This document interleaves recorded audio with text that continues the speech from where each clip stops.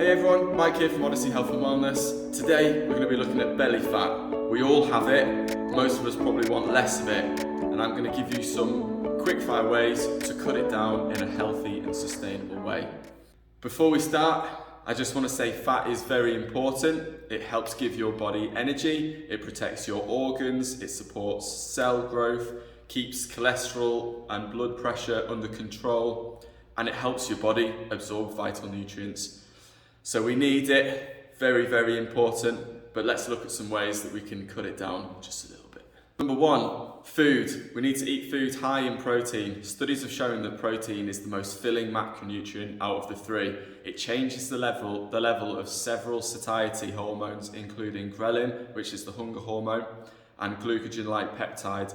So protein, high protein intake increases the release of the fullness hormone, which decreases your appetite and promotes fullness. So it raises your metabolic rate and helps you retain muscle mass during weight loss. Quick examples, so you just need to be eating things like chicken, turkey, fish, and lean beef. Foods high in fibre. Fibre provides bulk and helps you feel full for longer. It may also slow the emptying of your stomach and increase your digestion time. So examples of that, looking at oats, brown pasta, brown rice, cruciferous vegetables, protein, nuts, those sort of things. Next, food high in volume. So some foods contain a lot of water and air, which may help, again, promote that satiety. So it's again, just looking at vegetables and fruit. Next, calories, very important. We all know if we eat too many calories and don't burn it off, it's going to get stored as fat. So a really good way of looking at it, find what your maintenance level is, think long term, so maybe not just consistently eating in a deficit because you probably won't be able to maintain it. Tackle it in a different way, 2 weeks of maintenance and then 2 weeks in a deficit. You're more likely to maintain it. It may take a little bit longer to get to that goal, but it'll create a lasting habit. Really quick one, timing. A really good way of potentially eating less, reducing your calories, is reducing the window. So instead of consuming food throughout the whole day, reduce that window into a 5-6 hour period. So maybe you don't start eating till 10 o'clock and then you finish at 4. You're more likely to eat less in a shorter period of time than throughout the day. A one that most people don't think about, probiotic foods.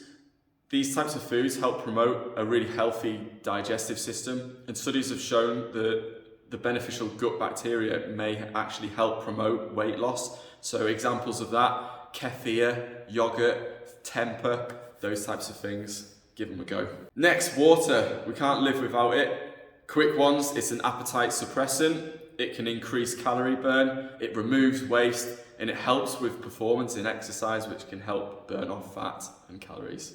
Things to avoid, sugary sweetened beverages. They are loaded with liquid fructose, which can help make you gain belly fat, and studies have shown that sugary drinks increase the fat in the liver, so don't drink them.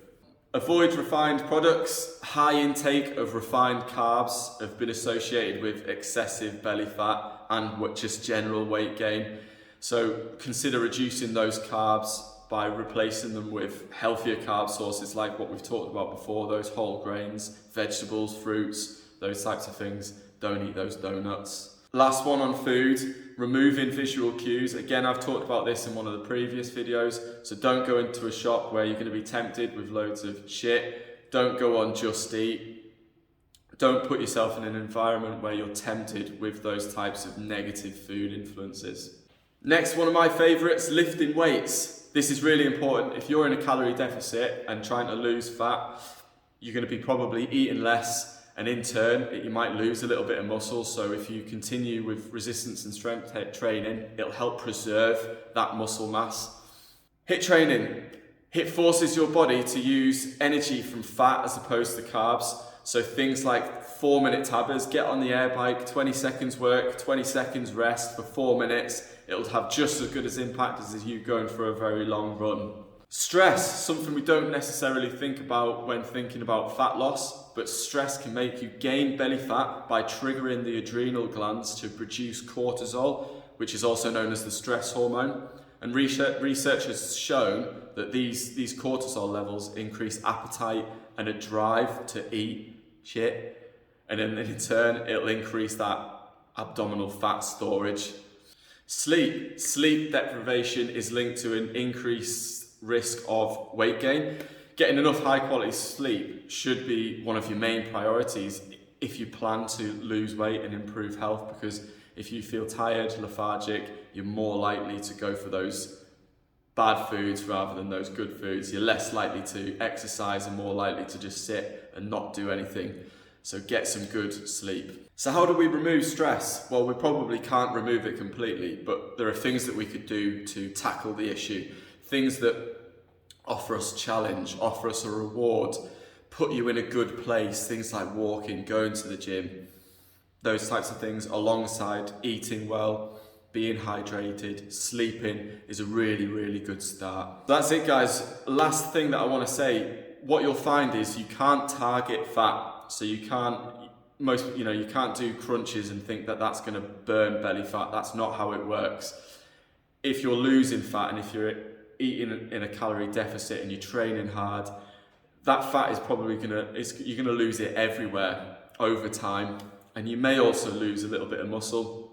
In the past, when I've been on calorie deficits or done fasting or tried a vegan diet, I generally lose fat from everywhere, not just one specific place. So guys, really think, put your systems in place with your food, your activity levels, your hydration, your sleep, your work.